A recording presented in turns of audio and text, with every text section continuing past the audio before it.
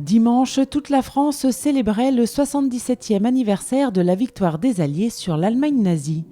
À Romba, 2 cérémonies étaient organisées pour cette occasion.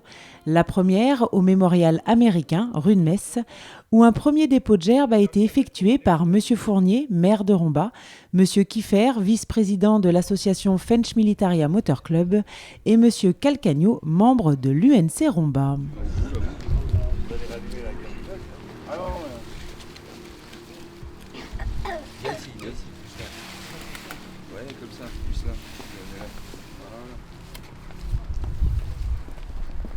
Monsieur Fournier et Monsieur Kiffer ont ensuite pris la parole pour rendre hommage aux millions de victimes françaises et étrangères. La France rend hommage à toutes les victimes emportées par cette tragédie et qui n'ont pas pu vivre ce jour de liberté.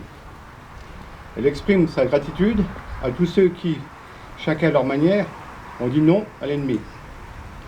Elle renouvelle sa reconnaissance à tous ces soldats venus d'au-delà de mer pour sauver notre liberté. 77 ans après ce jour hautement mémorable, la France se souvient de ses enfants tombés au champ d'honneur et de toutes celles et ceux qui payèrent de leur vie le prix de cette liberté. Nous leur rendons hommage aujourd'hui, un hommage empreint de gratitude et d'émotion. Le 6 juin 1944, c'est l'opération Overworld, c'est-à-dire le débarquement des Alliés sur la Normandie. Donc 6 juin 1944, oui, mai 1945, 11 mois.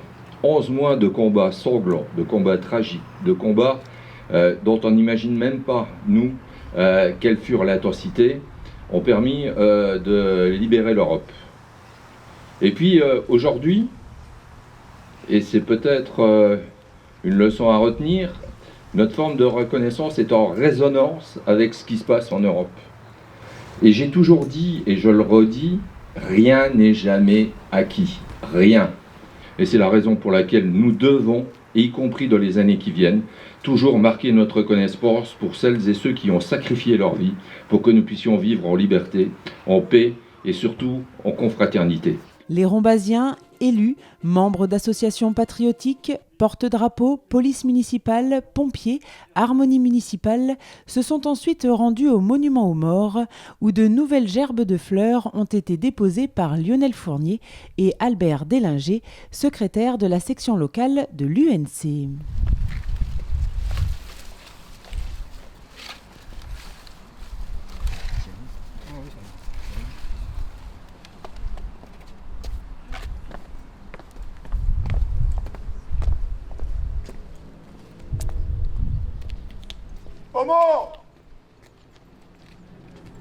Après les discours de M. Délinger et de M. Fournier, le cortège s'est dirigé vers le square du Souvenir français pour assister à l'inauguration de 2 stèles sculptées par l'artiste Roland Gonzalez.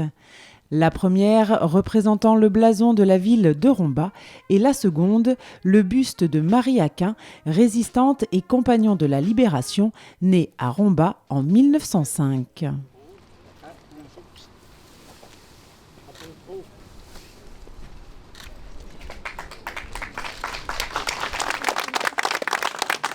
La sculpture de Marie Aquin en pierre de Gemont, je l'ai voulu présente, bien ancrée sur le sol rombasien, d'où ce socle volontairement massif et moderne. Son visage, je l'ai voulu volontaire comme son engagement. Je l'ai voulu beau car elle était belle. J'ai voulu son regard dirigé vers l'horizon et les cheveux au vent, comme propulsés vers l'avenir, qui malheureusement fut trop court car son bateau fut torpillé par les Allemands.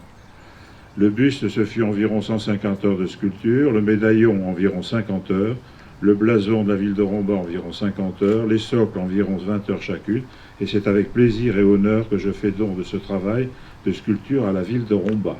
Ils étaient, et c'est le général de Gaulle qui a signé l'ordre de la libération, ils étaient 1038, résistants en 1940. Ils étaient 40 millions en 1944. Simplement, ces 1038, beaucoup ne sont pas revenus. Et elle n'est pas revenue avec son mari, puisqu'elle a été torpillée au large de l'Écosse le 21 février 1941. Et c'est la raison pour laquelle nous avons inauguré cette stèle l'année dernière. C'était les 80 ans de sa disparition. Mais il me semblait important d'avoir son buste stylisé.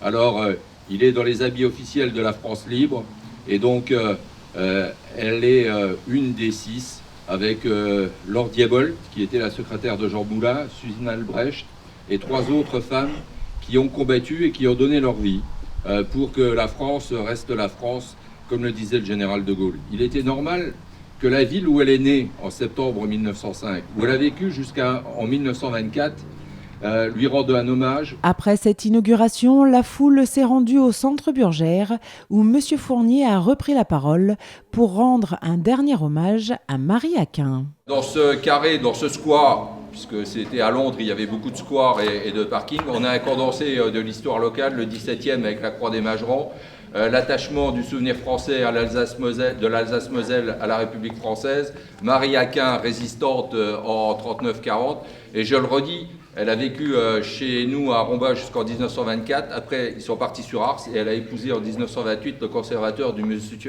musée Guimer à Paris. Et ils sont décédés le 21 février 1941, torpillés par un U-boat au large de l'Écosse, les îles Féroé et l'Écosse. Et le plus important, c'est de pouvoir graver dans le marbre, effectivement, cette histoire locale. Et la pierre de Jaumont est la plus appropriée dans notre secteur. En plus, c'est la pierre du Soleil, c'est la pierre de la cathédrale de Metz. Pour terminer, l'Assemblée a pu découvrir l'exposition intitulée « Les compagnons de la libération Mosellan » qui retrace en 12 panneaux la vie, la jeunesse et les combats de ces Mosellans et Mosellanes qui, par leur engagement exceptionnel au service de la libération de la France, ont été distingués et figurent parmi les 1038 compagnons de la libération. Une exposition visible dans le hall de la mairie jusqu'au 27 mai.